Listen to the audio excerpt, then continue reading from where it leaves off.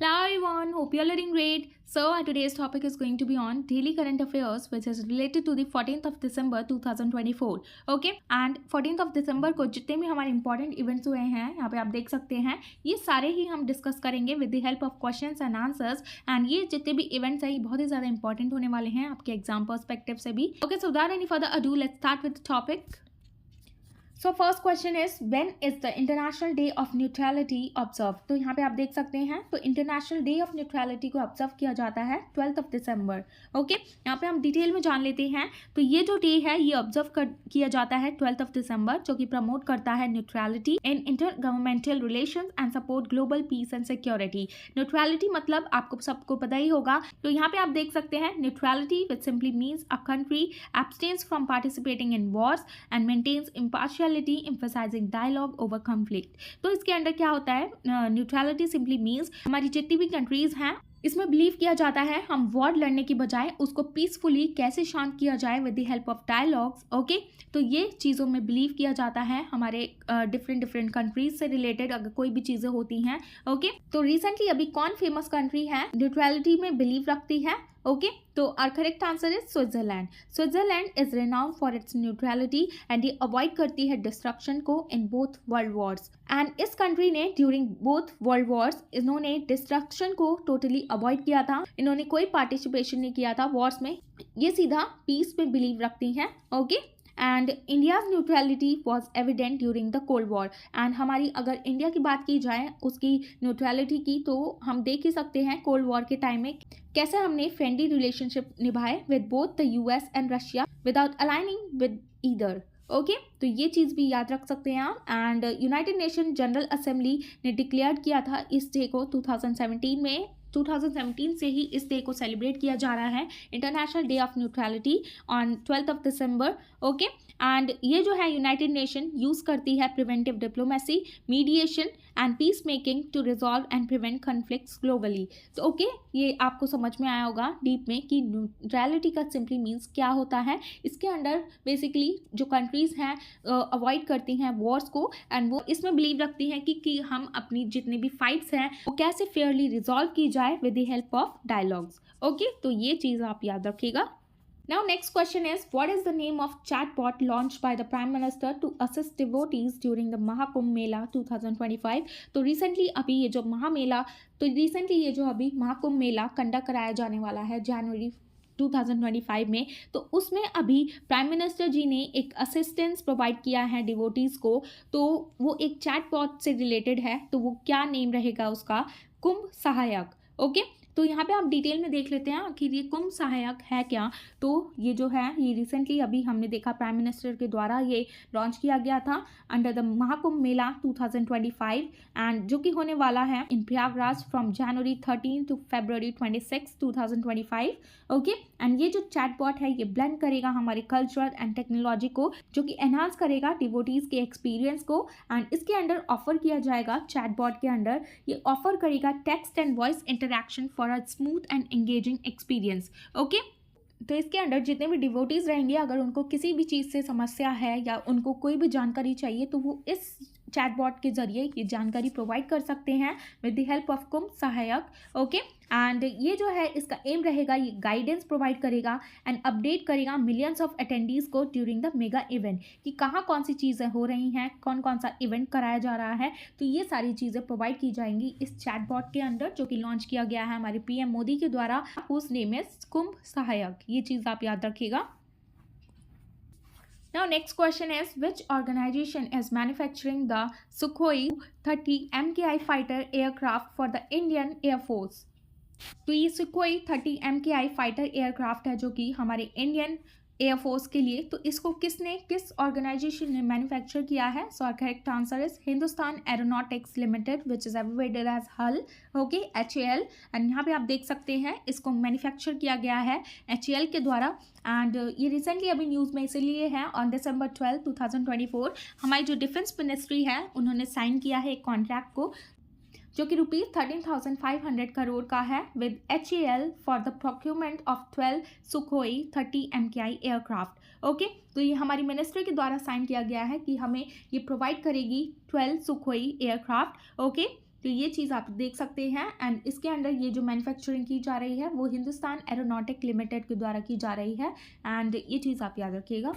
Now next question is, recently the 22nd Divya Kala Mela was organized in which city? तो recently अभी ये जो 22nd Divya Kala Mela है ये कहाँ ऑर्गेनाइज किया गया है? तो ये न्यू दिल्ली में ऑर्गेनाइज कराया गया है। ओके, तो यहाँ पे आप देख सकते हैं इसको ऑर्गेनाइज किया गया है at India Gate New Delhi. तो ये जो इवेंट है ये 11 दिन का इवेंट था जिसको ऑर्गेनाइज कराया गया था by the department of empowerment of persons with disabilities entrepreneur under the union ministry of social justice and empowerment, जो कि फीचर करेगा 100 आर्टिशियंस को एंड आर्टिस्ट को, वो जो कि बिलोंग करेंगे 20 स्टेट्स एंड यूनियन टेरिटरीज से। ओके, एंड इसके अंदर एम्पावरमेंट प्रोवाइड की जाती है पर्सन्स विद डिसेबिलिटीज से रिलेटेड। ओके, एंड ये प्रमोट करता है vocal for local movement with handicraft, eco friendly products and cultural performances. Okay, तो ये सारी चीज़ें याद रखिएगा, ये vocal for local movement promote करेगा।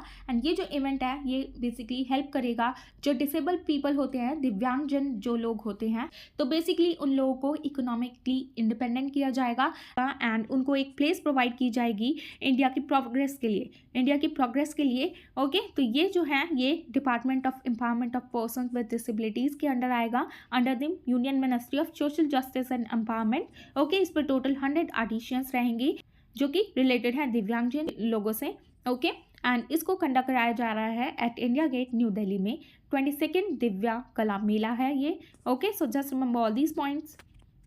तो यहाँ पे आप देख सकते हैं ये एक यूनिक फेयर रहेगा जो कि प्रमोट करेगा craftsmanships and products of more than 100 divyang entrepreneurs, मतलब जो भी दिव्यांग एंटरप्रेन्योर उन्होंने अपने हाथों से जो भी चीज़ें बनाई हैं, जैसे कि आप ये देख सकते हैं बुद्धा जी की मूर्ति है, तो ये लोग बनाते हैं अपने हाथों से, तो उनके वर्क को ये प्रमोट करेगा, एनहांस करेगा ताकि वो लोग इंडिपेंडेंट हो सकें इकोनॉमिकली एंड उनके वर्क को और प्रोत्साहन किया जाए। एंड इसीलिए ये दिव्या कला मेला इनसे रिलेटेड है।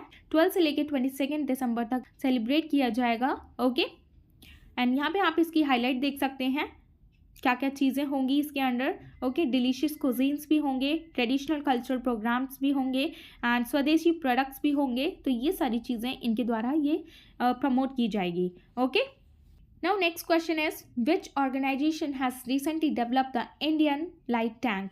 ओके, तो रिसेंटली ये जो इंडियन लाइट टैंक है ये किस ऑर्गेनाइजेशन के द्वारा डेवलप किया गया है? So our correct answer is DRDO which simply stands for defence research and development organisation. Okay, तो ये जो ILT है इसको डेवलप किया गया है by combat vehicles research development establishment. ये एक DRDO लैब है in Chennai based on the Indian army's provincial requirements. Okay, so just remember all these points. Now next question is Dering wild sanctuary is located in which state. तो recently ये जो Dering wild sanctuary है located है कौन सी state में? अरुणाचल प्रदेश में। तो यहाँ पे हम देख लेते हैं ये क्यों न्यूज़ में रही है। तो रिसेंटली अभी एक मीटिंग हेल्ड हुई थी जिसमें कि प्लान किया गया था कि हम राइनोसोरस को री इंट्रोड्यूस करेंगे इस वाइल्ड लाइफ सेंचुरी में। ओके, एंड ये जो है वाइल्ड लाइफ सेंचुरी जो कि लोकेटेड है east Siang district of Arunachal Pradesh में, इसके अंडर फिर से बोला गया है हम री इंट्रोड्यूस करेंगे राइनोसोरस को। एंड इसके बारे में हम जान लेते हैं D rings wild life sanctuary के बारे में, जिसको इस्टेब्लिश किया गया था 1976 में एंड इसको रीनेम किया गया था from Lali wild life sanctuary in 1986 में। ओके, 1986 में इसका नेम बदल दिया गया था जिसका नेम रखा गया था डी रिंग। ओके, एंड इसको रिप्लेस किया गया है इस नेम से लाली वाइल्ड लाइफ सेंचुरी से। एंड इसका जो इस्टेब्लिशमेंट है इस सेंचुरी का वो हो चुका था 1976 में एंड ये लोकेटेड है ट्रॉपिकल क्लाइमेट में जो कि रिसीव करती है दोनों ही north east and south west monsoon and ये होम है टू सियांग रिवर। तो यहाँ पे आप याद रखिएगा ये जो D ring wild life sanctuary है ये यहाँ पे सियांग रिवर फ्लो करती है जो कि एक मेजर रिवर है अरुणाचल प्रदेश की। एंड ये जो सेंचुरी है ये फीचर करता है रिवराइन प्लेन्स को, थैच को, ग्रासेस एंड ट्रीज जैसे कि यहाँ पे आप देख सकते हैं टर्मेनलिया, मायरियोकार्पा, डेलिनिया इंडिका एंड बॉम्बैक्स सेबा। ओके, तो ये सारे मेनली ट्रीज पाए जाते हैं यहाँ पे एंड इसकी लोकेशन आप याद रखिएगा which lies in east Siang district of Arunachal Pradesh. इसीलिए ये न्यूज़ में थी क्योंकि यहाँ पे री इंट्रोडक्शन किया जा रहा है राइनोसोरस का, दोबारा से वहाँ पे लाए जाएंगे डायनासोरस। ओके, इस सेंचुरी में अरुणाचल प्रदेश में है जो कि, तो यहाँ पे आप लोकेशन देख सकते हैं ये जो है ये अरुणाचल प्रदेश का मैप है एंड यहाँ पे आप देख सकते हैं सबसे ऊपर जो हमारा अरुणाचल प्रदेश का मैप होता है तो यहाँ पे ये लाई करती है D ring wild life sanctuary. Okay, now next question is what is the primary aim of Bharatmala project. तो भारतमाला प्रोजेक्ट का प्राइमरी एम क्या रहेगा, to develop a robust network of highways. तो हाईवेज को कैसे कनेक्ट किया जाए, हाईवेज बनाए जाएं, तो ये नेटवर्क बनाएगा इससे रिलेटेड, हाईवेज से रिलेटेड, जो कि एम रहेगा भारतमाला प्रोजेक्ट का। इससे रिलेटेड हम देख लेते हैं। तो ये जो भारतमाला प्रोजेक्ट है ये लॉन्च हो चुका था 2015 में ही, जो कि एक लार्ज स्केल पर इंफ्रास्ट्रक्चर इनिशिएटिव किया जा रहा है हमारी इंडियन गवर्नमेंट के द्वारा, जिसका एम रहेगा to enhance the efficiency of freight and passenger movement, कि वो ईजिली हमारे जो पैसेंजर्स हैं, हमारे जो इंडियन सिटीजन्स हैं, वो अच्छे से मूव कर सकें, अच्छे से एक जगह से दूसरी जगह में जा सकें डायरेक्टली, एंड जिसमें कि टाइम भी कम लगेगा। ओके, टाइम मैनेजमेंट भी की जाएगी इसमें। तो ये भारतमाला प्रोजेक्ट है। तो यहाँ पे आप देख सकते हैं ये सारा एक रोड मैप बनाया जा रहा है जो कि कनेक्ट करेगा हाईवेज से कोस्टल एरिया में, कनेक्ट करेगा ये basically Bharatmala project. Okay, now next question is Chaki river which was recently seen in news is tributary of which river. तो चाकी रिवर ट्रिब्यूटरी है ब्यास की। ओके, तो ये चीज़ आप याद रखिएगा, ये ब्यास की ट्रिब्यूटरी है। तो ये रिसेंटली अभी न्यूज़ में क्यों रही है, क्योंकि स्टोन क्रशिंग यूनिट की वजह से क्या हुआ है यहाँ पे कि ऑल्टर्ड कर दिया गया है कोर्स ऑफ रिवर का। मतलब कि जैसे स्टोन्स होते हैं उससे, जैसे कि यहाँ पे स्टोन्स है, यहाँ से रिवर जा रही है, बट ये यहाँ पे स्टोन क्रश होने की वजह से यहाँ पे जगह बन गई है, तो इसका जो है मूवमेंट जो है, फ्लो जो है वो ऑल्टर हो चुका है। तो इसका जो फ्लो है वो दूसरी जगह बहना स्टार्ट हो गया है। इसी वजह से एक जॉइंट कमेटी बैठाई गई है जिसके अंडर इन्फॉर्म किया गया है नेशनल ग्रीन ट्राइब्यूनल को about the stone crushing units which altering the Chaki reverse course. Okay, इसी की वजह से ये चाकी रिवर न्यूज़ में आ जाती है, जो कि है ट्रिब्यूटरी ऑफ ब्यास की। ओके, एंड यहाँ पे आप देख सकते हैं ये जो चाकी रिवर है ये ब्यास की ट्रिब्यूटरी है, जो कि फ्लो होती है थ्रू हिमाचल प्रदेश एंड पंजाब से होते हुए, एंड ये मर्ज हो जाती है with the Beas near the Pathankot. Okay, and ये जो रिवर है इसका पानी बेसिकली किससे आता है, मतलब ये फेड कहाँ से होती है, ये जो पानी आता है मेनली सपोर्ट किया जाता है स्नो एंड रेन की वजह से, जो कि आती है धूलाधर माउंटेन से। एंड धूलाधर माउंटेन जो कि पार्ट है lesson Himalayan chain of mountains का। ओके, तो वहीं से जो स्नो एंड रेन आती है तो वहाँ पे ये रिवर को सपोर्ट करती है, वहाँ से और पानी आता है।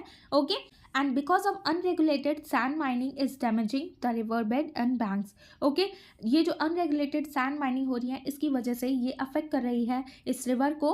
ओके, एंड ये जो ब्यास रिवर है ये पंजाब की क्रूशियल रिवर है, जो कि one of the 5 rivers of the region and was known as Arjiki और हाइफसिस इन एंशियंट टाइम्स, इन नेम से इनको जाना जाता था। एंड ये ब्यास रिवर जो कि इंपॉर्टेंट हो जाती है पंजाब रीजन में, एंड ये फ्लो होती है through Indian state Himachal Pradesh and Punjab, and join करती है later Beas near the Pathankot. Okay, and यहाँ पे आप देख लीजिए ये जो ब्यास रिवर है यहाँ से होती हुई जा रही है, यहाँ से ये रोहतांग पास है, तो इसका जो रीजन है वो रोहतांग पास है of Himalayas in central Himachal Pradesh in India. Okay, तो यहाँ से इसका ओरिजिन है, एंड इसकी जो हाइट है वो हो जाती है 3050 फीट, एंड ये फ्लो करती है a length of 290 miles before uniting with the Sutlej river at Harike Pattan south of Amritsar in Punjab. Okay, तो ये चीज़ें आप याद रखिएगा, एंड इसकी जो लेंथ ये है टोटल 470 किलोमीटर्स।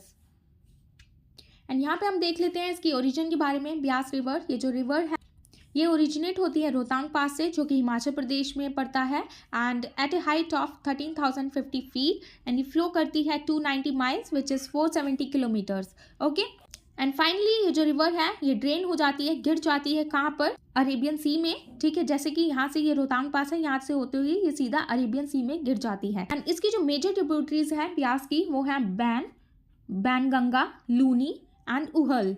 ठीक है, एंड इसकी जो अदर जो ट्रिब्यूटरीज हैं वो हो जाती है बैनर, चाकी, गज, हरला। यहाँ पे आप सारी देख सकते हैं। चाकी जिसके बारे में हमने अभी डिटेल में जाना है, एंड ये जो ब्यास है ये फॉर्म करती है the world famous valley of Kullu and Kangra. तो आपने सुना होगा valley of Kullu and Kangra, तो ये इसी रिवर से बनती है, ब्यास रिवर से। Okay, so just remember all these points.